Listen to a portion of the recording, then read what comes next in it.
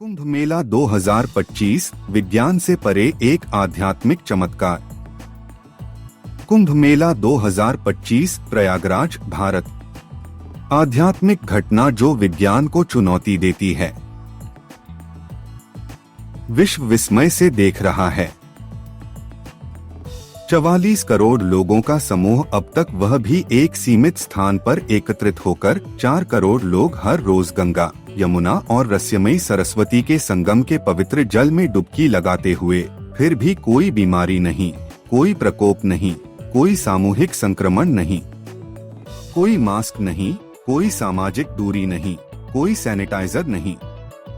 आधुनिक वैज्ञानिक समझ के अनुसार इतनी बड़ी भीड़ वायरस और बैक्टीरिया के लिए प्रजनन स्थल होनी चाहिए, लेकिन वास्तविकता एक अलग तस्वीर पेश करती है।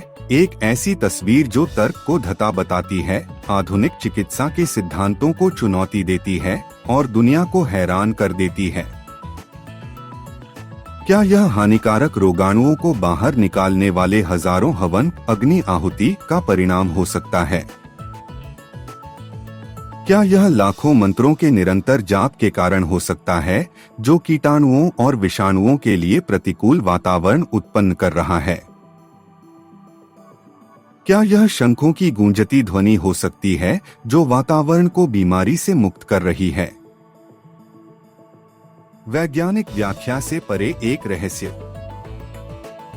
कुंभ मेला मानव इतिहास का सबसे बड़ा आध्यात्मिक समागम आधुनिक विज्ञान के लिए एक पहेली बना हुआ है।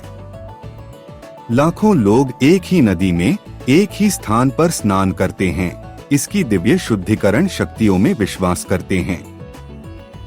फिर भी कोई महामारी नहीं फैलती, कोई बड़ा स्वास्थ्य संकट नहीं उभरता। वही दुनिया जिसने कोविड-19 के दौरान खुद को बंद कर लिया था, मानवीय निकटता के डर से अब हैरानी से देख रही है। महामारी विज्ञान के हर ज्ञात नियम का खंडन करने वाली ऐसी घटना बीमारी से कैसे मुक्त रह सकती है? क्या विज्ञान के मापन और समझ से परे कुछ है? धर्म, आस्था और दिव्य जल की शक्ति। कुंभ केवल एक त्योहार नहीं है, यह आस्था का आंदोलन है, धर्म की अभिव्यक्ति है। यह सनातन संस्कृति की गहरी आध्यात्मिक चेतना का प्रमाण है। यहाँ विज्ञान पीछे छूट जाता है और आध्यात्मिकता सर्वोच्च होती है। माना जाता है कि गंगा का पवित्र जल, जिसे दिव्य शोधक माना जाता है, न केवल शारीरिक अशुद्धियों को बल्कि जीवन भर के संचित पापों को भी साफ करता है। विशाल मानव अभिसरण के बावजूद यहाँ कोई जाति, पंथ या सामाजिक विभाजन नहीं है। यहाँ कोई ब्राह्मण, क्षत्रिय, वैश्य या शूद्र नहीं है, केवल भक्त, सत्य के साधक हैं, जो एक ही उद्देश्य में एकजुट हैं, जन्म और मृत्यु के चक्र से मुक्ति। आधुनिक विज्ञान के लिए आह्वान, पुनर्विचार करें, पुनः सीखें और पुनः खोजें। सदियों से मानव शरीर रचना, वायरस और टीकों का अध्ययन करने के बाद आधुनिक विज्ञान को रुककर विचार करने की आवश्यकता है। Kumbh Mela super spreader event क्यों नहीं बन रहा है? कौन सी अज्ञात शक्ति इसके पीछे काम कर रही है? क्या आस्था, भक्ति और आध्यात्मिक कंपन बीमारियों के लिए प्रतिकूल वातावरण बना सकते हैं? क्या पवित्र नदियों में वर्तमान वैज्ञानिक समझ से परे औषधीय गुण हो सकते हैं? विज्ञान हमेशा से ही सवाल पूछने और खोज करने पर ही फलता फूलता रहा है। शायद अब समय आ गया है कि आधुनिक वैज्ञानिक प्राचीन परंपराओं के ज्ञान के आगे झुकें, समर्पण में नहीं बल्कि विनम्रता में। क्या ऐसा हो सकता है कि धर्म और आस्था में अभी तक कोई वैज्ञानिक आधार नहीं है?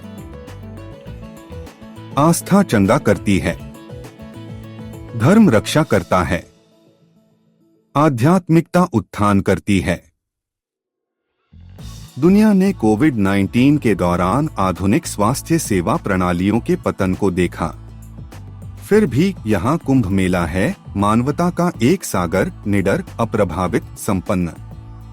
यह विश्वास की शक्ति का प्रमाण है, एकता का पाठ है और यह याद दिलाता है कि हर चीज को प्रयोगशालाओं में नहीं मापा जा सकता है। शायद अब समय आ गया है कि हम अपने दिमाग खोलें और इस संभावना को स्वीकार करें कि जिन उत्तरों की हम तलाश कर रहे हैं वे पहले से ही मौजूद हैं, टेस्ट ट्यूब और क्लिनिकल परीक्षणों में नहीं, बल्कि पवित्र मंत्रों, पवित्र जल और अरबों लोगों की अटूट आस्था में।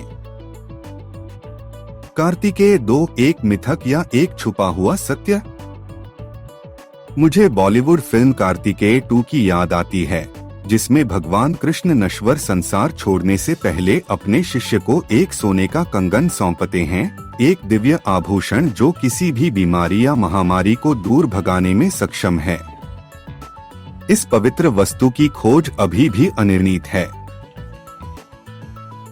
लेकिन जब मैं प्रयागराज में महाकुंभ 2025 में दिव्य भीड़ को देखता हूं, तो मैं सोचता हूं, क्या उस खोई हुई बुद्धि को फिर से खोजने का समय आ गया है?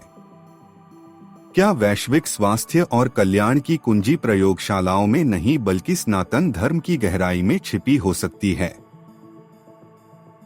धर्म की जीत हो, विज्ञान का विकास हो। ऐसे त्योहार और समागम हमें रास्ता दिखाते हैं। वे हमें याद दिलाते हैं कि सनातन धर्म सिर्फ एक धर्म नहीं है, यह एक जीवन पद्धति है जो विज्ञान, दर्शन और आध्यात्मिकता को एक साथ जोड़ती है। शायद अब समय आ गया है कि हम इसे सिर्फ धार्मिक नजरिए से ही नहीं बल्कि वैज्ञानिक नजरिए से भी देखें। विज्ञान को सीखने दो, विश्वास को आगे बढ़ने दो, मानवता को आगे बढ़ने दो। मेरा वीडियो देखने के लिए धन्यवाद। कृपया अधिक विचारोत्तेजक विषयों के लिए मेरे चैनल को सब्सक्राइब करें।